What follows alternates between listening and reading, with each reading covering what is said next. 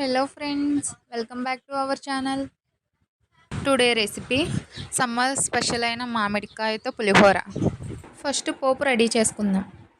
Stove on చేసి కడాయి పెట్టుకుని oil వేసుకుని వేడయ్యాక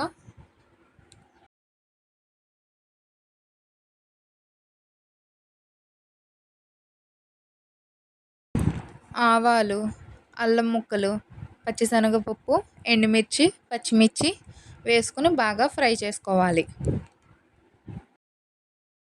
బాగా ఫ్రై అయ్యాక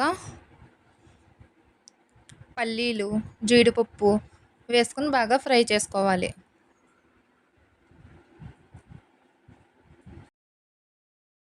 కరివేపాకు, కొత్తిమీర వేసుకుని బాగా కలుపుకోవాలి.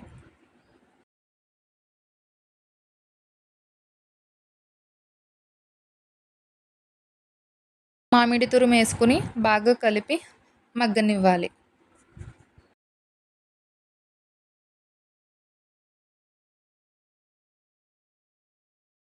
మిరియాల పొడి, సాల్ట్, పసుపు వేసి మిక్స్ చేసుకోవాలి.